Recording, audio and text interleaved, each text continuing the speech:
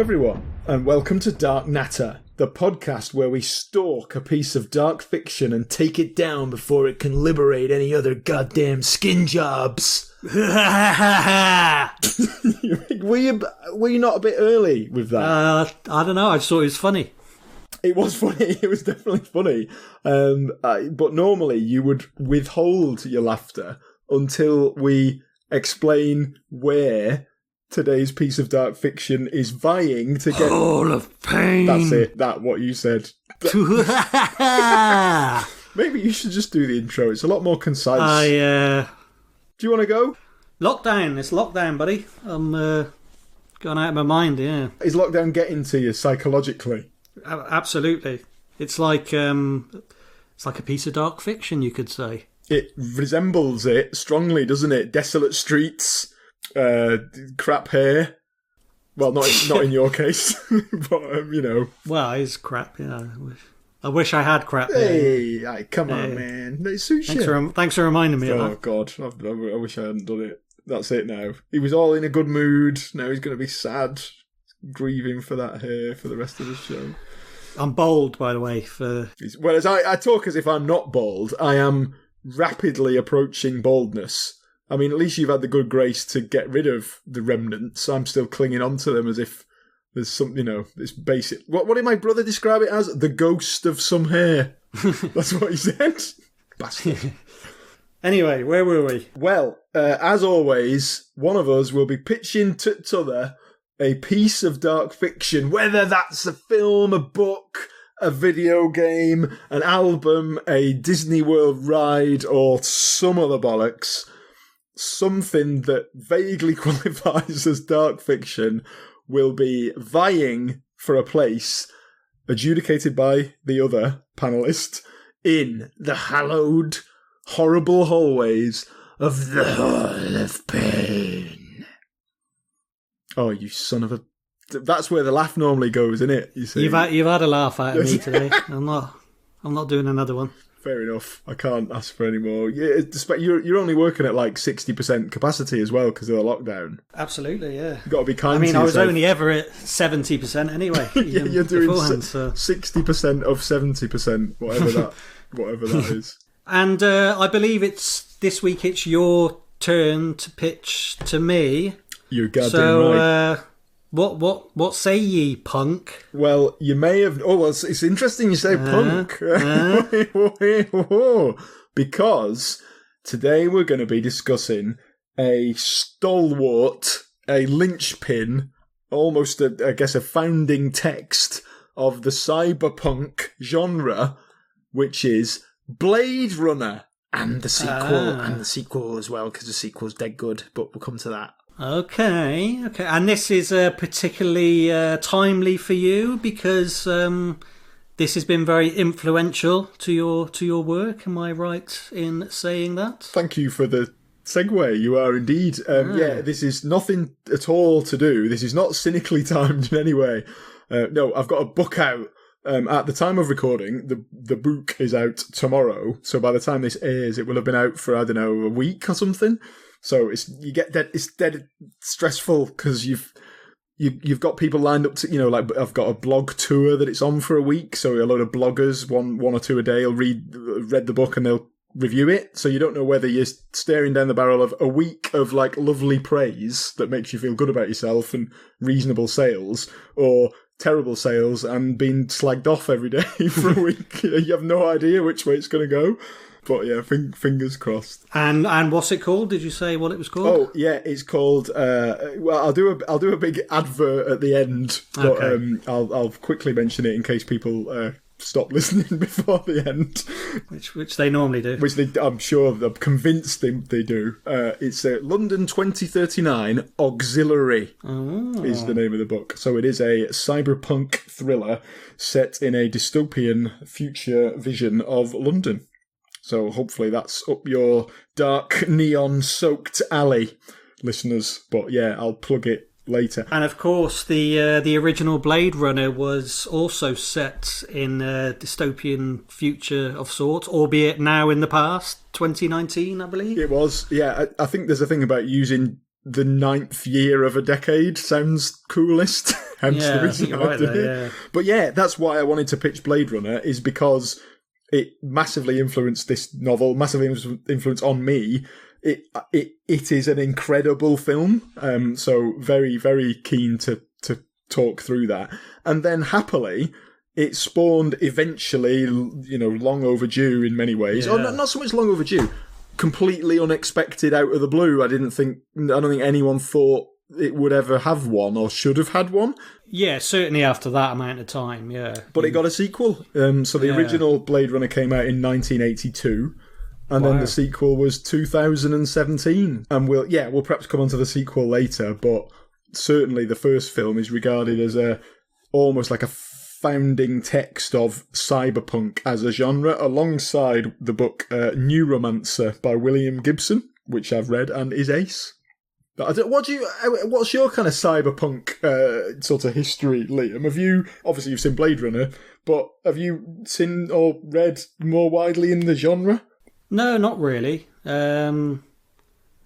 I think, I don't know, it's one of those where there's loads, and if you Google it, there's shitloads of cyberpunk books, but there's not many that are regarded as, sort of seminal works, must-reads. And there's actually that slightly annoying debate about, that's not cyberpunk. Yes, it is. No, it's not. Well, that's to be fair, that's kind of why I didn't say anything, because have I read, watched, played much cyberpunk stuff? Probably, but it's whether or not, it technically is or not. And obviously that's just silly gatekeeping bollocks, isn't it? But, you've got to, I suppose, there's got to be some criteria, because otherwise genres wouldn't exist. So in some ways, loosely, it's cyberpunk, I guess, is future, usually quite near future, where it is a dystopian urban setting, so big city. Yeah. The phrase they always use is high tech, low life. Yeah, yeah. It's got big corporations vying for control, and strong elements of the noir kind of detective genre. Yeah. Like some people would argue, I have seen them argue online, that to be cyberpunk, it has to have a detective in it. So okay, that's interesting. Yeah, so even things like I don't know, The Matrix, which might strike you as cyberpunk, because it's not a detective thriller, technically it isn't. Whereas Ghost in the Shell... Well, I was going to say Ghost in the Shell. Brilliant example. Like, to me, that ticks all the boxes. It's police detectives investigating a mystery against a bleak future dystopian urban backdrop. And the other element I should mention is it's got to have strong elements of technology. Not necessarily negative, but just very present. So, metal arms and prosthetic jaws and laser eyeballs and all that kind of stuff. I suppose for me, so probably my first kind of foray into whether or not we'll get into that debate now if class is a cyberpunk or not, but probably Akira.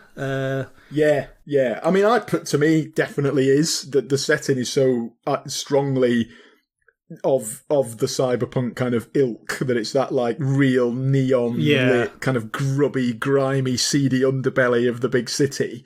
What is it? Neo Tokyo, or I can't remember if I got that right, but I think that's where it's set. And like biker gangs dominating the city, like crime-ridden streets. Yeah. Dark. It's what a film. Brilliant. And then maybe the Syndicate video game, bit later on, Deus Ex. I mean, would you...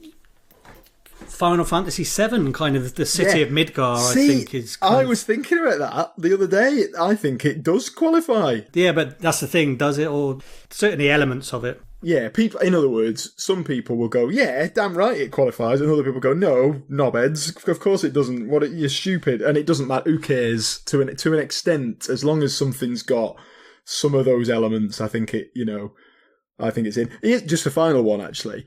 RoboCop. I don't know why that doesn't really count. It's got tech in, it's in a grimy, seedy future city, and it's got a detective in who's basically investigating his own murder. It's like the most perfect story you could imagine in that kind of set of criteria. But what a film as well. Why are we not doing that? let's just switch gears and do that. That's a massive error. Well, no, Blade Runner is brilliant as well, but RoboCop, yeah. I'll tell you a good one actually. I've never actually played this. I've got it now after years and years of always wanting it.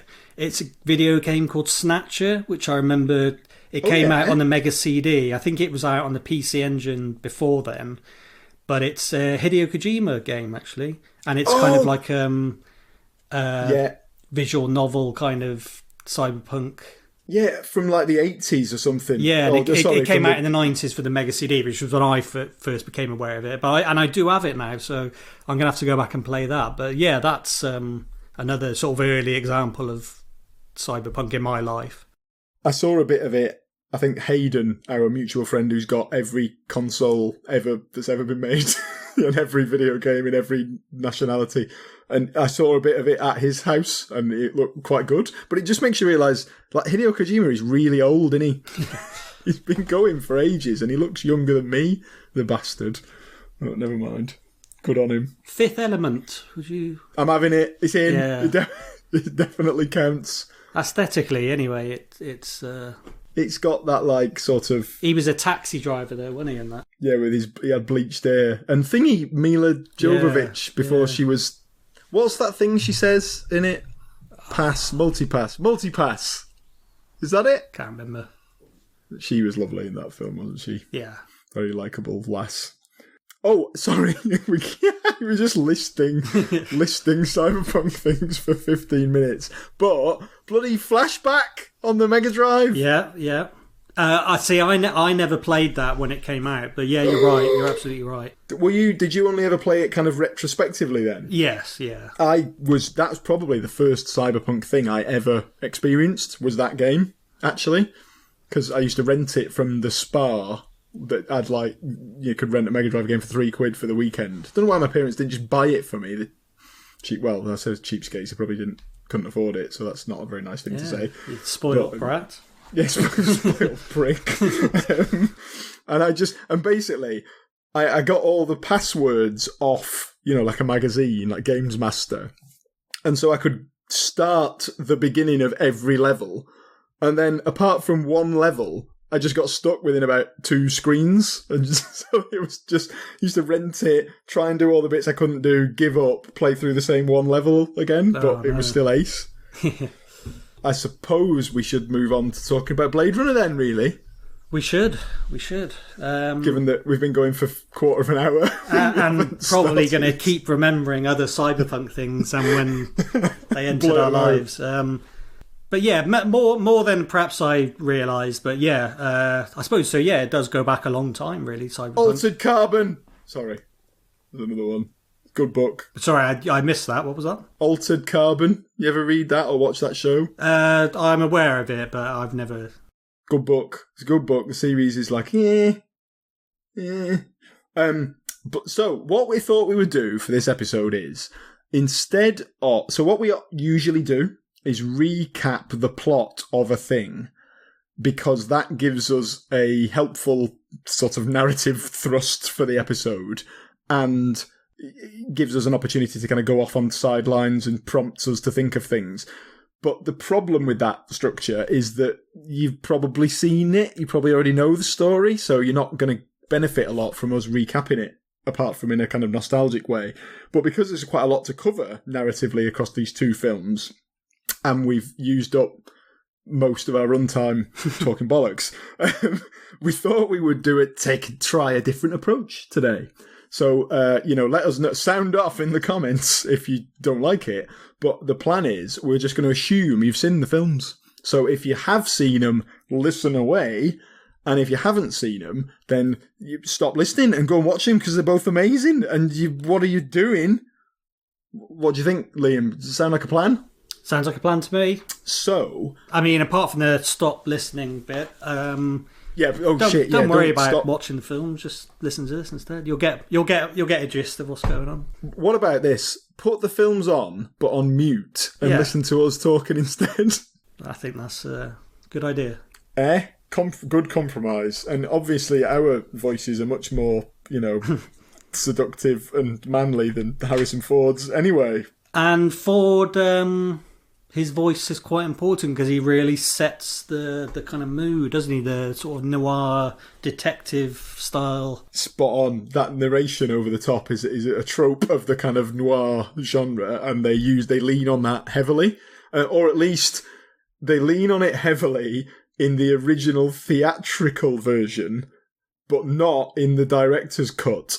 And that's probably an important point we've stumbled into, which is that there are shitloads of different versions of the original Blade Runner, which gets a bit tiresome. But the version I have rewatched recently as prep for this is the Ridley Scott, the director, his cut of the film, which does have some key differences to what was originally shown in cinemas. So, to summarise the different versions, the 1982 original work print that apparently failed dismally in audience tests and was not released has no voiceover from Deckard. It does not have a grafted-on happy ending, and it does not feature the unicorn dream, which we'll come back to. The US theatrical release does have the voiceovers that you alluded to, Liam. It has, sadly, a grafted-on happy ending where Deckard and Rachel drive through the countryside, but it does not feature the unicorn dream. The 1982 international release apparently is the same, but just has a bit more violence in certain scenes, which is weird. Then you've got the 1992 director's cut. So sorry, I misspoke. The 1992 director's cut was not done by Ridley Scott, but was approved by him. That scraps the voiceovers. It scraps the happy ending, so it ends after Deckard and Rachel leave Deckard's flat. And it does include the famous unicorn dream, which we'll come back to. And then the 2007 final cut, which is Ridley Scott's actual final official version, has got the same content as the director's cut, plus a new scene where Deckard is at the piano and outside the club, so a new bit. Doesn't add a great deal, in my opinion. And then many technical improvements, one of which is that really weird fuck-up that they made with counting the number of replicants. I don't know if you remember this, but in the film, when he's having his noodles, isn't he, at the kind of cyberpunk Japanese noodle bar in the middle of, future LA, and he gets kind of like nobbled by these two police sort of thug types, and they're like, the captain wants to see you, and one of them is that really cool guy with a tash, whose name I can't remember, and he appears not to speak English at that point. And anyway, Deckard kind of caves in and goes along with him to see the captain. And the captain's that like fat alcoholic slob guy, and he's supping his like whiskies, all these like noir detective kind of cliches. It's so good. And he's like, "Hey, we got 6 skin jobs on the loose," and it just gets completely the wrong number. I think he says there's 6 skin jobs, but one of them got fried. Well, that would leave 5, but then there's only 4 in the film. It's like, what? How did they manage to cock that up? Yeah, I'd noticed that. Actually, yeah. So yeah, they just took the opportunity, I guess, to fix those. So yeah, you may as well, if you're gonna watch it, watch, if you can, the final cut, or at the very least, watch the director's cut. Although, having said all of that, I quite miss that voiceover narration when it was taken out. I like the voiceover narration, yeah. Me too. So maybe just watch any version, it doesn't matter, they're all ace. Well, maybe just, watch any one and then realise how good it is and then watch all of the others. Yeah, it's an excuse to watch the film 5 times, isn't it? Exactly. At least. But yeah, it's so good. And so let's try and focus in on that. What is it that makes this film so good, so renowned, so iconic, so well reviewed and well regarded critically as well as, sort of universally almost? Well, it's your pitch, mate. You tell me. Oh, shit. I was trying to get you to do all the work. I was like the captain and you were like Deckard then. I was trying to get you to do all the dirty work. One of the many great things about the film is just the cast and the performances. So it does have all the right people in all the right roles. Agree with that. You've got totally Harrison. Agree, like Harrison Ford just does a great job. Like, and he's kind of an underrated actor in my opinion. Like, I know his career, in some ways, all of his characters have kind of converged and become a bit the same. Like Han Solo and Indiana Jones are kind of the same person now. Certainly they were in the later outings. But Deckard he's basically a piece of shit. Yeah. He's like a womanizing alcoholic kind of. I mean, there is a scene later on in the film. Actually, I don't know if we're going to talk about it too much, where he kind of rapes. Yeah, it's not. It's not rapes, a bit weird, isn't it? Forces himself. It's a very aggressive sex scene where it isn't really clear that consent has occurred, and it's just a bit weird to watch that bit. Yeah, and he's not. He doesn't.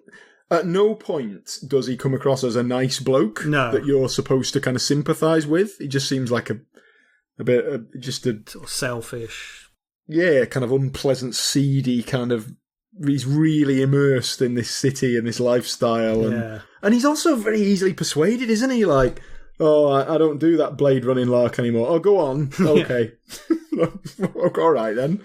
So, and then he gets described as like I think it's like a killing machine at one point, doesn't he? Yeah, by the captain. So it's almost like has he got a bit of a taste for this, despite his apparent kind of reticence. He must get some thrill out of retiring these replicants that he's hunting down. But yeah, Harrison Ford, brilliant. Rutger Hauer, Jesus God, oh my God, so good. Is this his best ever film role? Yeah, by miles. I've seen him in I've seen him in quite a few things, and he's a very charismatic man. So he always is kind of like, hey, it's Rutger Hauer, but I don't think I've ever seen him necessarily give a great performance in any. I can't think of anything else that springs to mind. Like, oh, Rutger Hauer was amazing in that film. Whereas in this, like, can you imagine anyone else playing this part? It would just be crap. I agree with that. Wanted, Dead or Alive. Do you remember when we watched that? Yeah. I mean, that is worth a watch for different reasons, isn't it? There's a great bit in that when he butters his bread. He does a bit of toast. And he's such a macho man that he doesn't just, spread it with a knife. Basically, he doesn't use a knife. He rubs the toast on a knob of butter. That's how he spreads his toast. So good. He gets his block of butter out of the fridge. He pings the toast. He's wearing at this point like a tight fitting, like a silk dressing gown. Yeah, pretty sure he's just shagged someone, hasn't he? Isn't he trying to impress a woman? Or he's like, maybe she's just slept with him because he's the hero and whatever. Quite and possibly. He's trying to look dead hard, and he just like nonchalantly gets this one slice of toast and then just rubs it directly onto the butter. Like, who does that? Well, he does.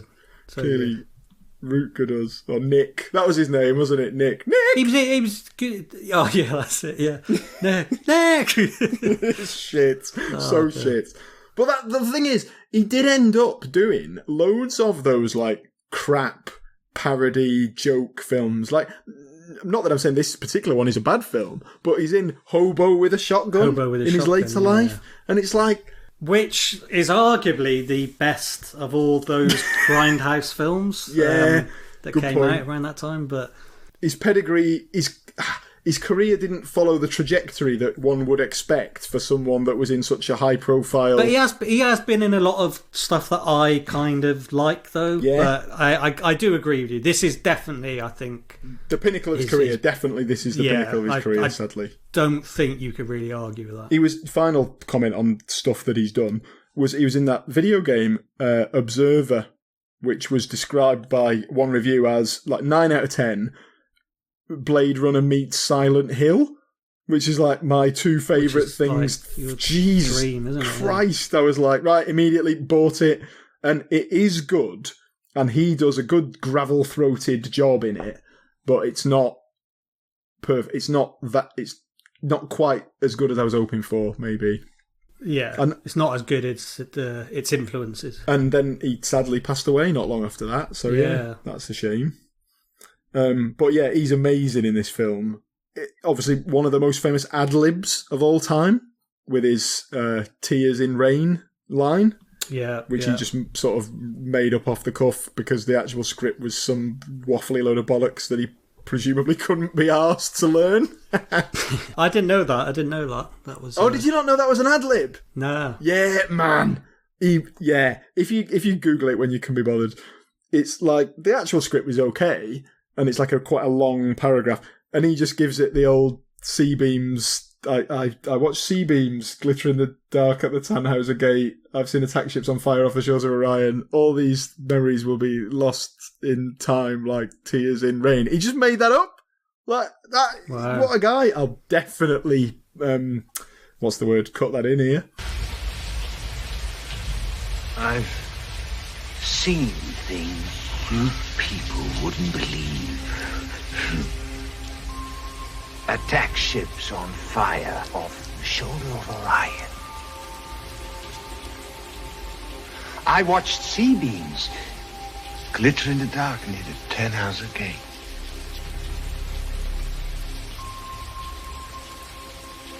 All those moments will be lost in time. Like tears in rain. Time to die.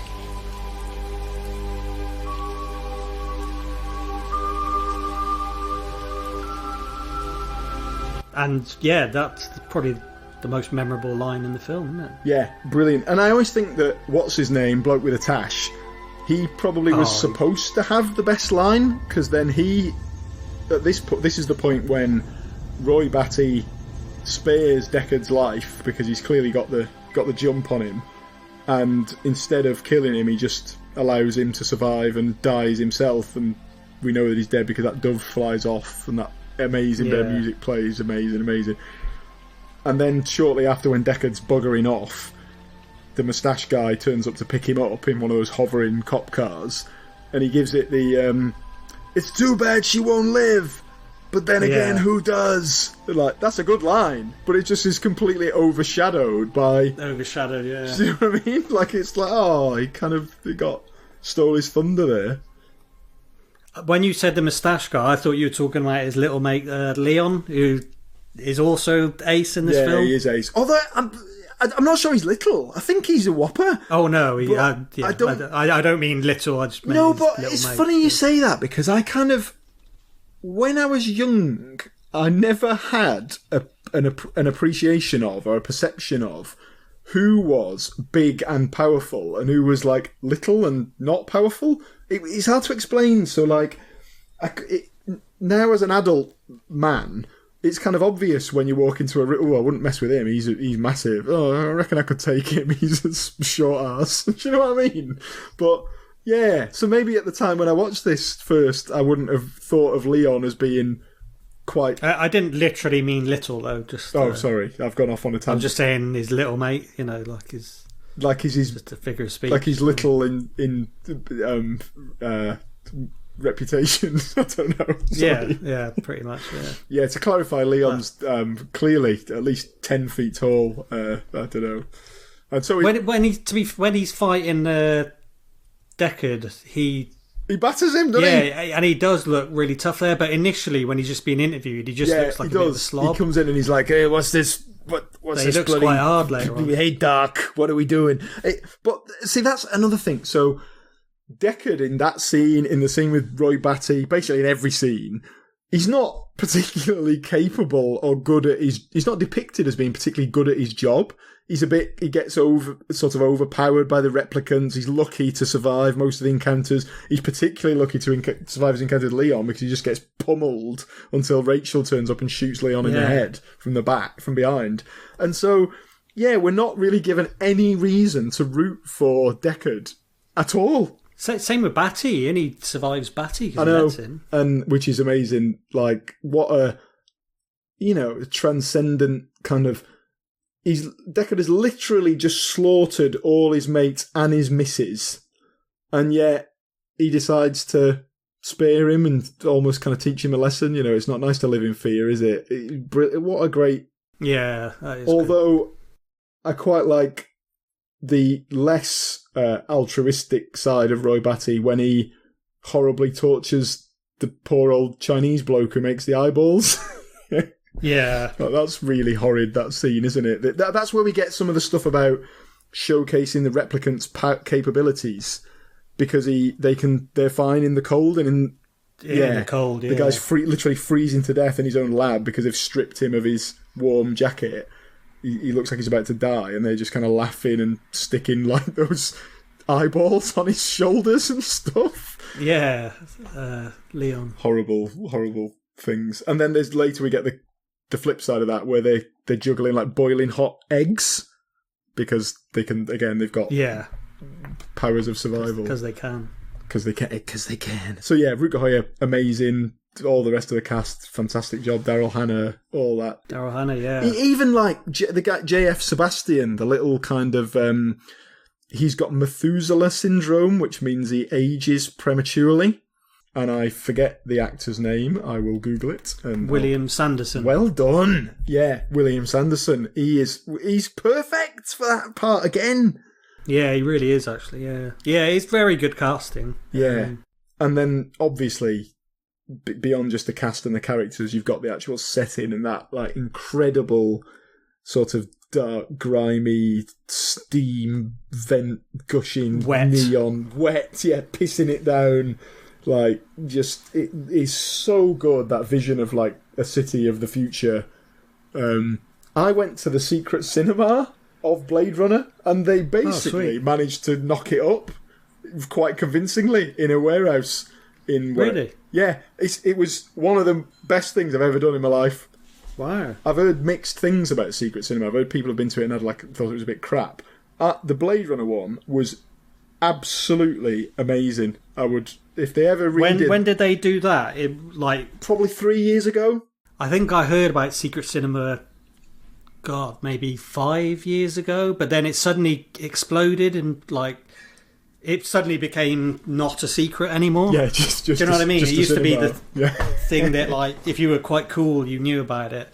And then I'm not sure when it was. Maybe it was the Back to the Future one or a Star Wars one, but suddenly it became. So was it kind of pre that or post? I think it was post it becoming famous, because I am not cool. So I definitely only heard of it once it had become a bit more mainstream. But yeah, I just was like, oh, Blade Runner, oh, all right, fuck it, I'll sign up for this. And you got all this like preamble stuff about, this is your character and you're a detective and you're a replicant. It was like, so this happened, right? I know you're not supposed to talk about the secret cinema and give spoilers, so I'll shut up in a minute. But this was good. So there was this whole kind of hour or so where you were just knocking about in the reconstructed city before you went in and watched the film. And there's, loads of other people, but then there's like kind of actors. They had a really convincing, James Hong is the actor who plays the Chinese dude who makes the eyeballs. He was David Lopan in Big Trouble in Little China. That's right, yeah. They had a really good kind of look-alike, sound-alike of him. They had like a bar with people in there that were kind of like coming up to you and offering you the work and like asking you, could you find out who was a replicant? So there was a bit of like role play stuff.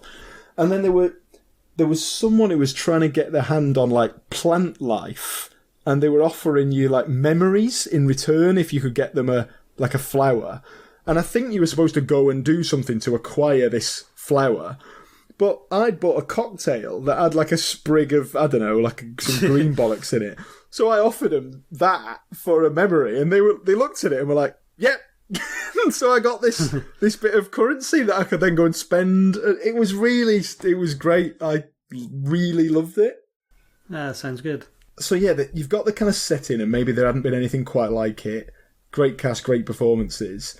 The soundtrack is brilliant. Very ahead of its time, isn't it? Yeah. Rewatching it, I was quite surprised, because I think when I first watched it, I was probably sort of 18 at the time. Probably didn't really pay much attention to stuff like that. Well, probably stoned to be honest. I was going to say. But rewatching it for the podcast, I was quite surprised by the soundtrack. Yeah, it was really. I don't know. I just thought, God, that could play on anything today. Yeah, Vangelis was the I don't know, the architect of the soundscape. But yeah, it was incredible stuff. Like, it gives it almost this weird kind of timeless kind of quality. It's got like a kind of dated, sad, melancholy feel, but also feels very synthy and kind of futuristic. It's just, really unique. And then, another element of the film, I suppose, is the quite ambiguous story, which was made much more ambiguous in the subsequent director's cuts that we talked about. So, just to explain, we alluded earlier to the unicorn scene. So, Deckard falls asleep at one point during the case, hunting down the replicants that he's been tasked with retiring.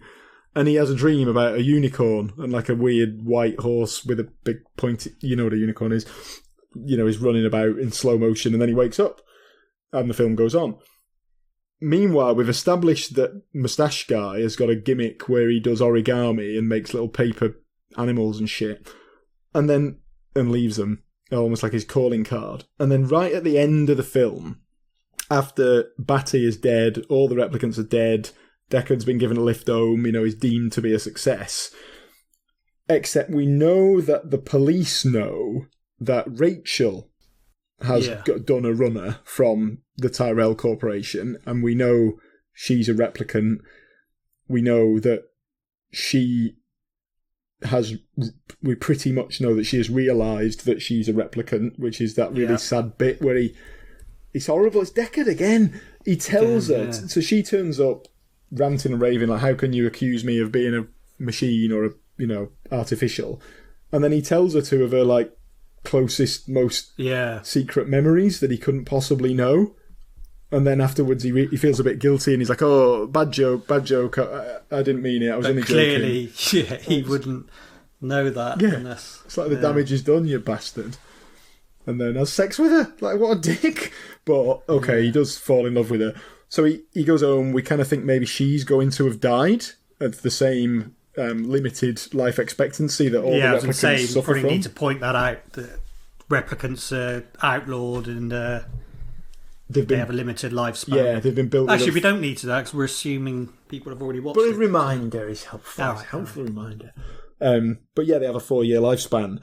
So Roy Batty's just died of this lifespan kind of terminus. Goes back to his apartment, but she's still okay. She's still there. And then, he realises that they're going to be hunted down because everyone knows, or everyone suspects he's got Rachel with him. He's harbouring this escaped replicant. And there's just a little paper unicorn been left behind outside his flat. And what that implies is that, well, how could anyone know what Deckard dreams about unless Deckard is a replicant and that is what that is telling him? And it's maybe the idea is that Moustache Dude knows he's a replicant and thinks it's a bit hard on him and wants him to escape and is letting him know, hey man, you're a replicant, you and your replicant missus should do a runner and I wish you well, potentially. So it's a real kind of ambiguous ending that I totally didn't get when I was younger. No. It's funny though, because even the one without the dream, there are a few hints throughout the film that maybe he is a replicant, because he keeps going on about feelings. Yeah.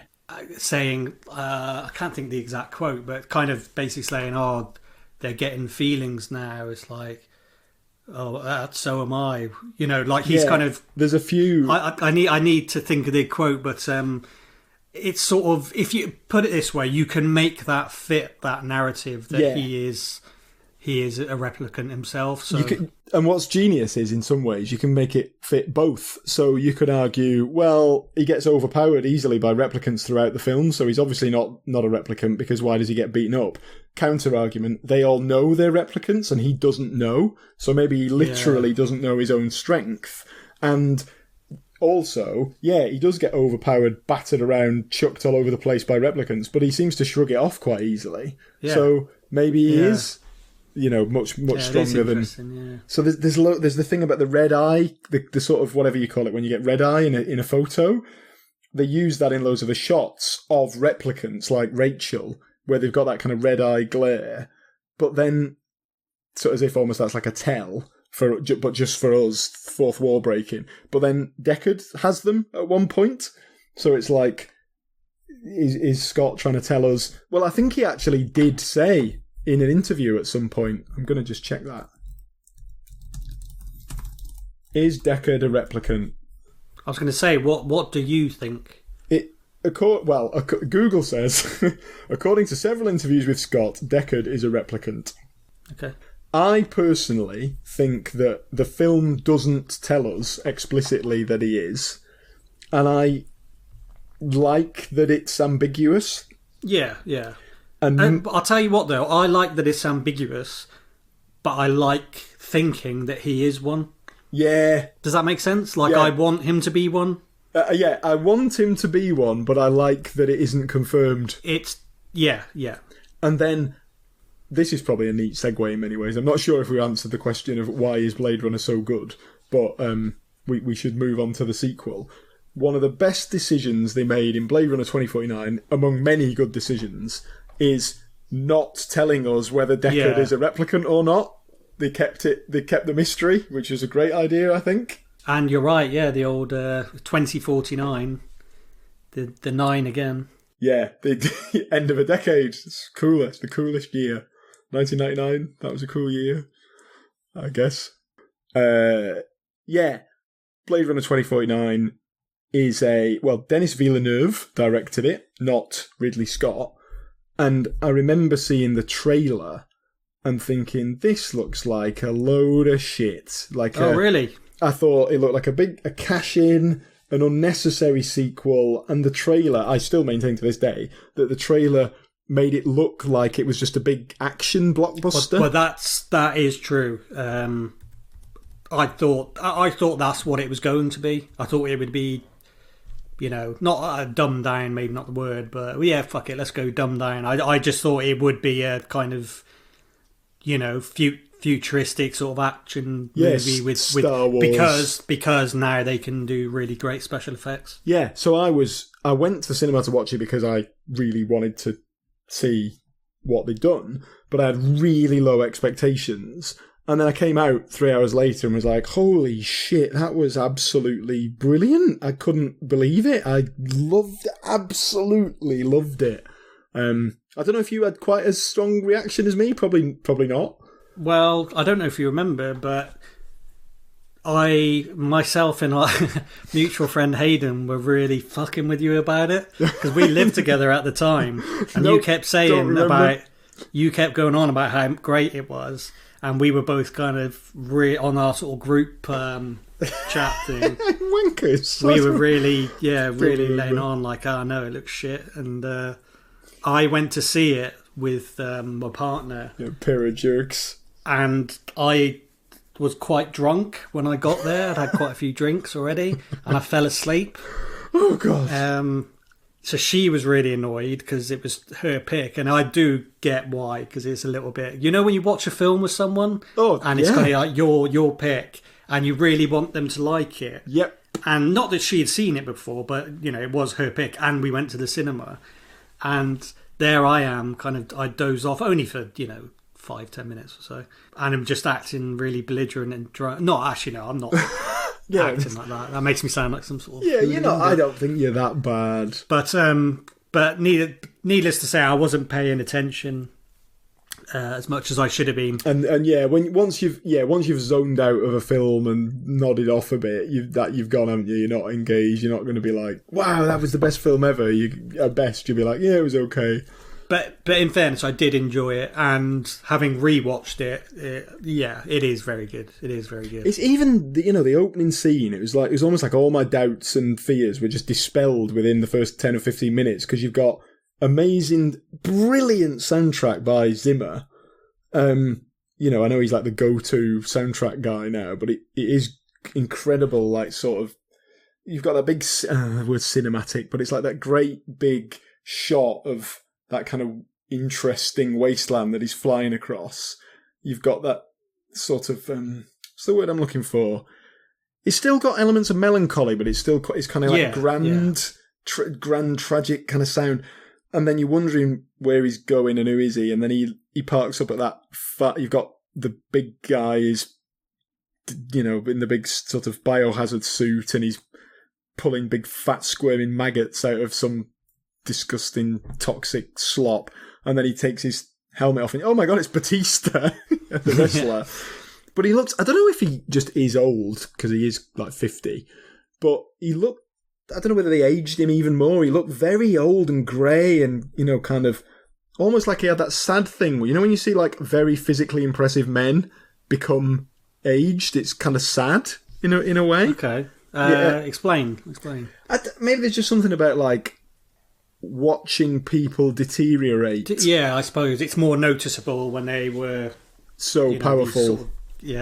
Like he's still well hold his own. But he just looked very mortal to me, not like I'm used to seeing him, because he normally looks like a wrestler who's immortal, kind of the showcase of the immortals. And then you've got that scene where they have that really tense dialogue in the living room. He's obviously there to, Kay is hoping to apprehend him, Ryan Gosling's character, but Sapper Morton, Batista's character, is not up for going quietly.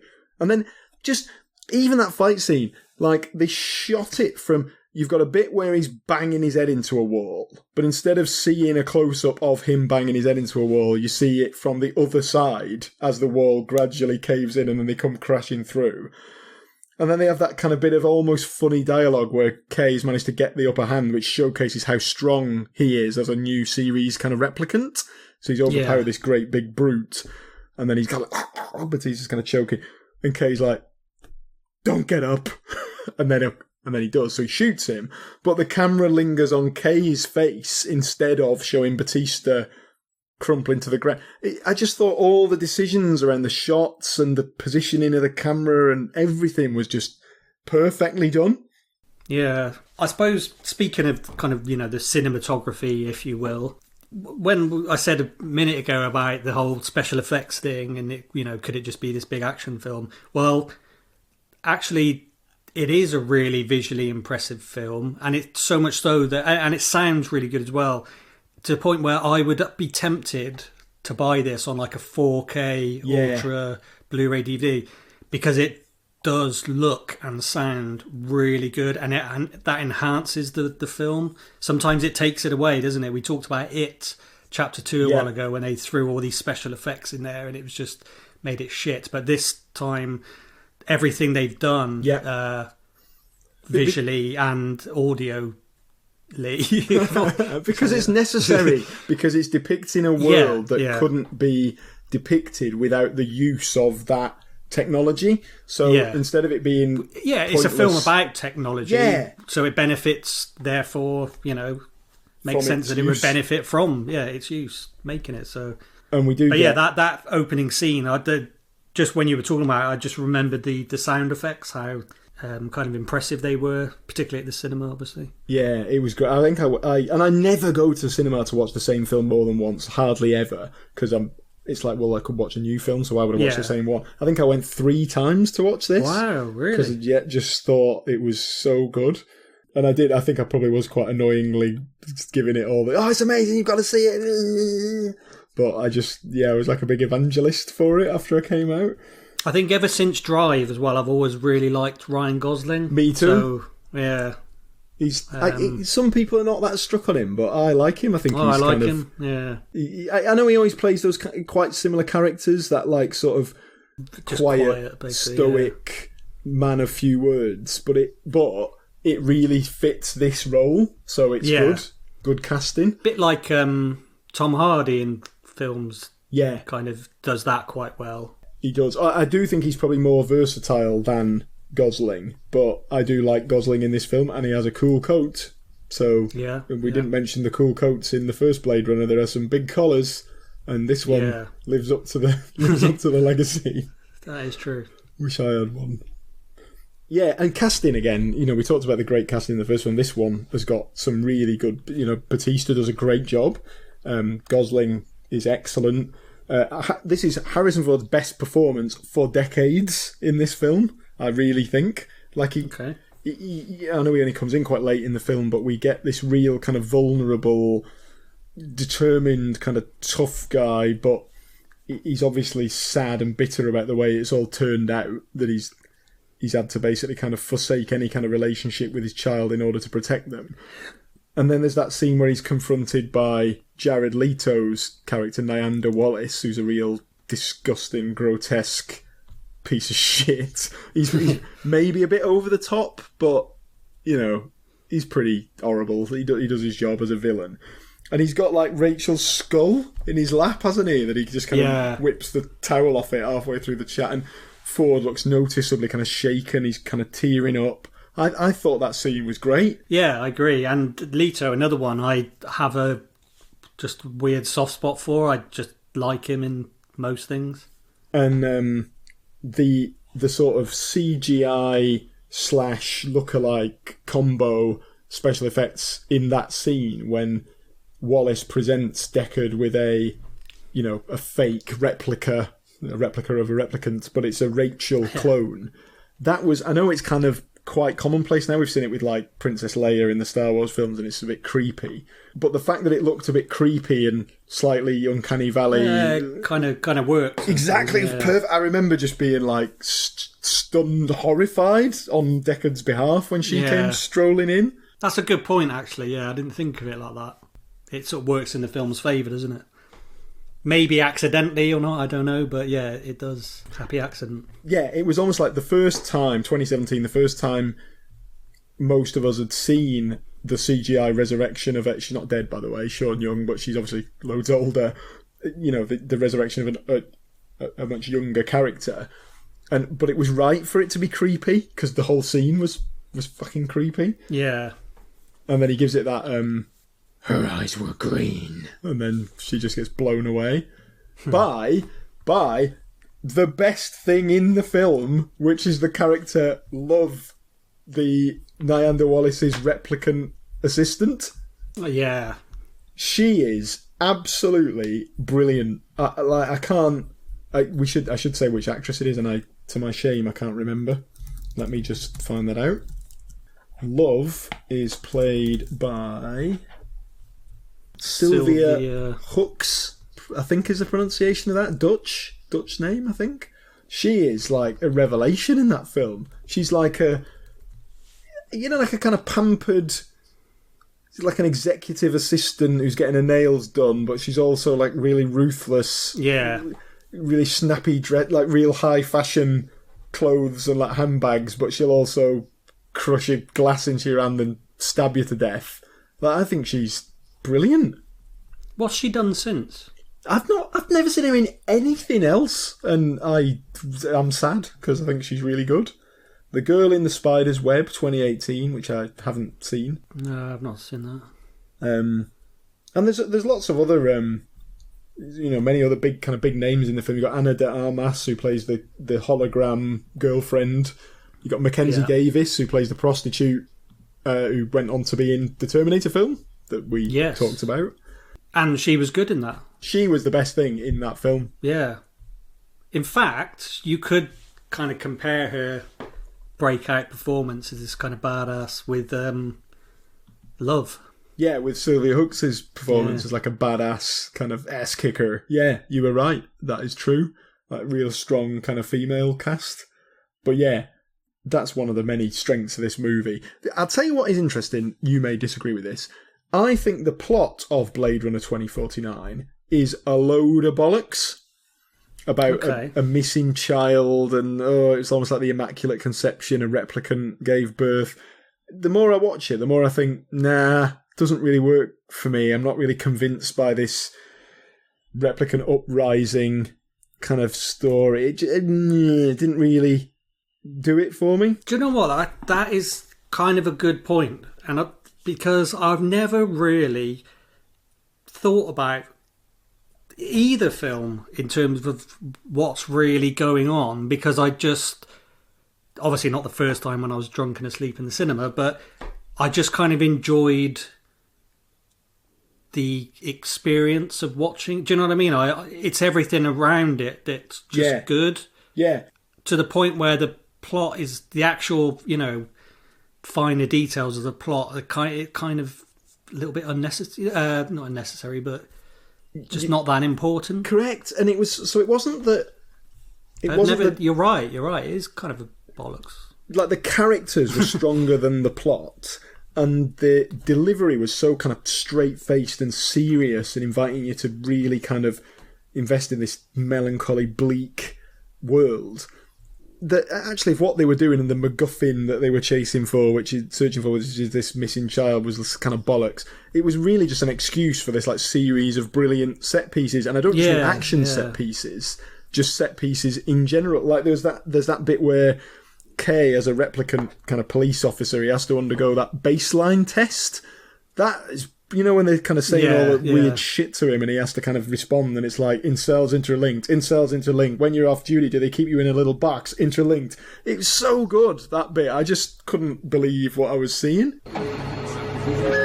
Cells. Cells. Have you ever been in an institution? Cells. Cells. Do they keep you in a cell? Cells. Cells. When you're not performing your duties, do they keep you in a little box? Cells. Cells. Interlinked. Interlinked. What's it like to hold the hand of someone you love? Interlinked. Interlinked. Do they teach you how to feel finger to finger? Interlinked. Interlinked. Do you long for having your heart interlinked? Interlinked. Interlinked. Do you dream about being interlinked? Interlinked. What's it like to hold your child in your arms? Interlinked. Interlinked. Do you feel that there's a part of you that's missing? Interlinked. Interlinked. Within cells, interlinked. Within cells, interlinked. Why don't you say that 3 times? Within cells, interlinked. Within cells, interlinked. Within cells, interlinked. Within cells, interlinked. We're done. It's kind of like a video game, isn't it? Because most video games, the plot, it's kind of bollocks, but it's what you do in the game and where it's set that's kind of the good part. And yeah, it's kind of the same, really. Me and my other half sometimes have this debate about idea versus execution. Yeah. And I'm an advocate for like, you've got to have a really good idea. And as long as the idea is original and clever and good, then even if the execution is a bit low budget or a bit flawed, then it doesn't matter.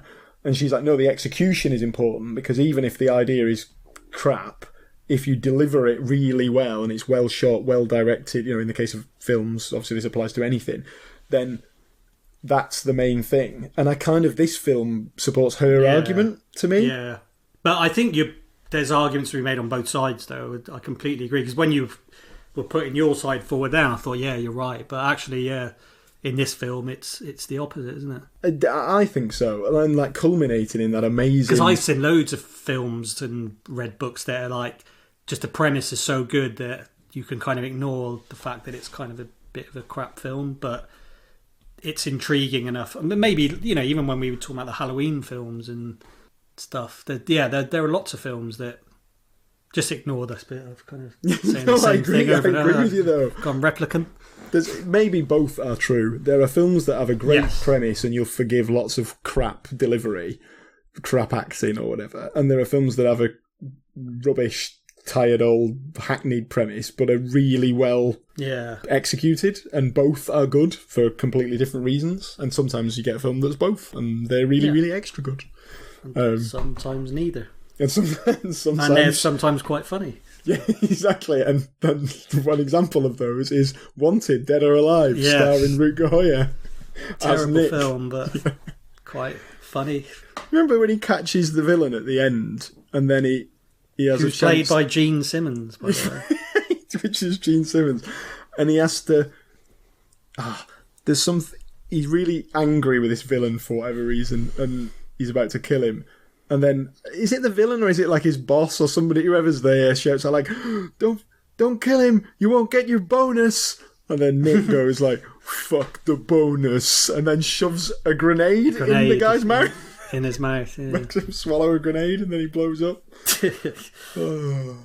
I thought it was a knob of butter at first, but it was a grenade. He shoves some toast into it, and the final thing I was going to say was just in terms of like brilliant set pieces, atmospheric, great, well shot. There's that fight sequence between Kay and Love on that, the side, sort of the base of that kind of dam. That is really good. Yeah, and they're like, she's kicking his head in and stabbing him, and he basically strangles her and holds her underwater till she's dead. And I just like that whole bit. The waves are like lapping against the side of that crashed vehicle. I just thought that whole bit was brilliant. Sorry, I just put it on. I went to find it, see if it was on YouTube, and it just burst through my headphones. But yeah, you can find that scene.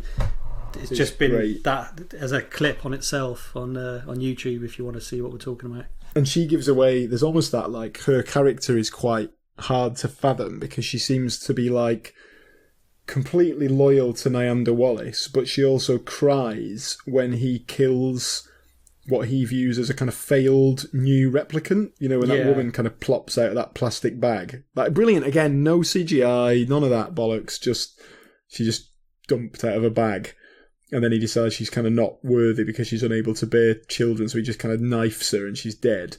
And love kind of sheds a tear. So you're almost like, well, why is she so subservient to this arsehole if she cares about the fate of her kind? Yeah. But then when she thinks she's killed Gosling, she says, "I'm the best one."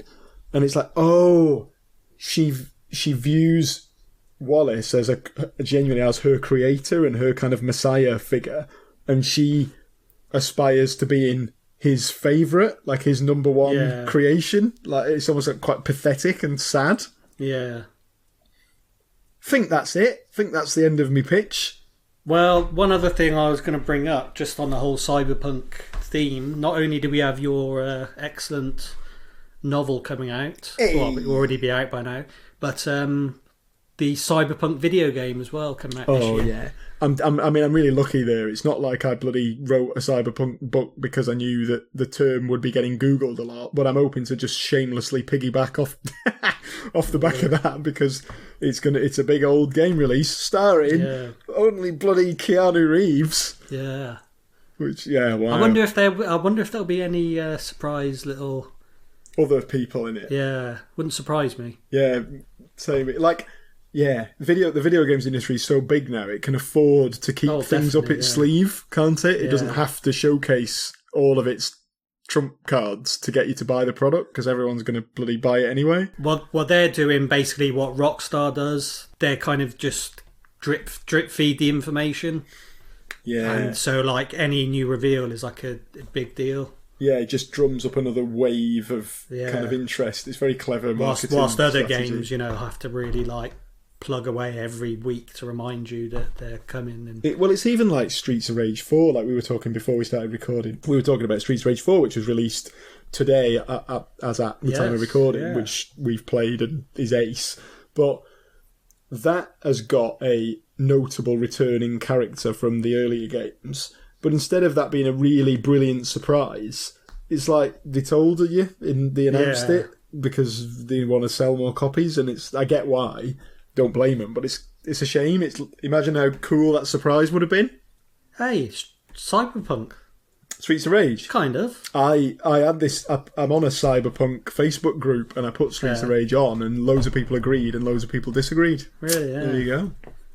There's a fella in it with metal arms. Like, I was going to say, there's...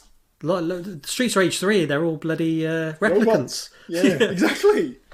So I think isn't Axel? He's a copper, isn't he? Axel's a cop, so you've got a detective. Detective, yeah. Robot arms all over the place. You've got some neon lit shithole city called raining a lot. Wood Oak City. It's Wood called. Oak, yeah. I don't know why it's called that, but yeah. There you go. Yeah, Cyberpunk. Okay. So, anything else you wanted to add, or is that your pitch to other? I will summarise by saying, in my pitch to other, that Blade Runner is worthy of a place in the Hall of Fame because it basically created an entire genre of dark fiction, a host of tropes that are still completely, ubiquitous today in gritty science fiction detective stories. It is generally regarded as one of the best films ever made. Regularly gets into top 10 type lists. Brilliant performances, career-making performances for people like Rutger Hauer. Best ad-lib of all time. And a genuinely a compelling story about a guy who has to hunt down some escaped artificial humans that manages to also be a really moving, sad story about, what is the nature of life and consciousness, and then a sequel that only a sliver of a handful of sequels over the years has actually maybe not surpassed the original, but as a pair, it manages to elevate both of them and is a must-see for any fans of the original who haven't got round to watching it yet. Okay. Does it deserve a spot? Hell no. No, of course it does. Gets in, it's in. Hey. Welcomed in with open arms. I mean, whether it wants to be in yeah. is a different question, but, well... no, yeah, really excellent film. And we didn't really mention Philip K. Dick novel. It's sort of God, complete omission. Which I didn't get on with. Yeah, I've read it. I've got it. It's not... It's good as a novel in its own right. All the Philip K. Dick stuff is good, compelling, weird, bonkers, written in the 60s. But it's just completely different from the film, isn't it? Just like Roy Batty is this really kind of pathetic character in it, and Deckard is this like much more kind of superior kind of killing machine. So yeah, completely different feel to the story, I thought. I read it years ago, and I don't know, it just didn't resonate with me, man. But the film certainly did, and that's why they're in the Hall of Pain. Yeah, in fact, as we were saying, like one of the few very, very good sequels. It's also one of the few book to movie adaptations where the movie is better than the book, and it really is. I mean, I'm sure some people would disagree with that, but no, I think you're right. Yeah, I think you're right, mate. You're always right. That's why everything you've ever pitched has always managed to get in. Hey, you too. You snap. Thank Jinx. We've got a good track record so far. So there you go then. Hopefully you won't screw it up on our next show when you pitch some, whatever bollocks it's going to be. That would be a shock, wouldn't it? Hey. Well, let's hope people stop on bio to find out what you're going to be pitching. You prick. It'll be really rapturous. Yeah, there you go. Wait and see, guys. Wait and see. Oh, yeah. Okay. Under the water good show it's going to be. Please stop. There you go. Anything else you want to say? Nope. This is the bit where we struggle to end. Go on, I will leave it to you to come up with our sign-off that we're going to adopt forever. So whatever you say next, we're going to say it forevermore now, and that's it. Done. That's it. That'll do.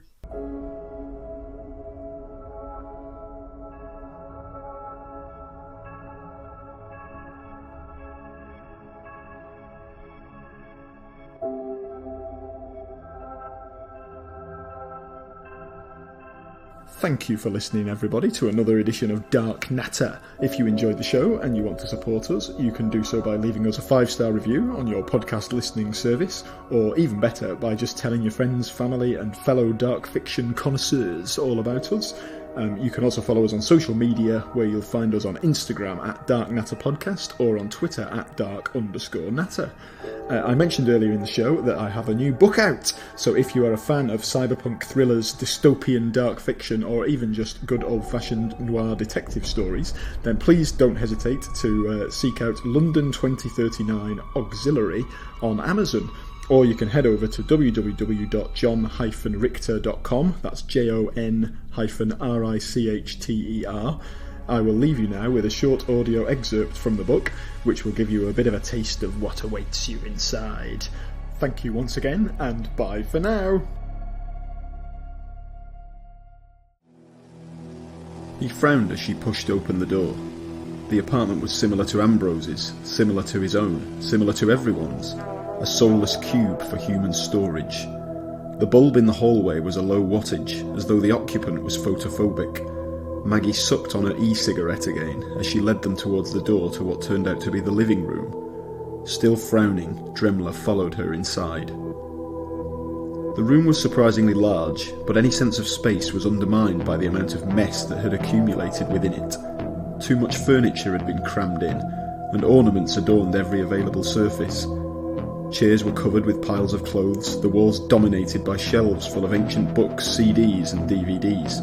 Whoever lived here was clearly a retro enthusiast. Dremler couldn't make out the titles of the archaic volumes because the living room was even darker than the hall. The fitting and bulb from the central light had shattered into fragments strewn across the wooden floor. The illumination came instead from a pair of portable spotlights that had been set up and aimed at the wall as though pointed towards a performer taking centre stage.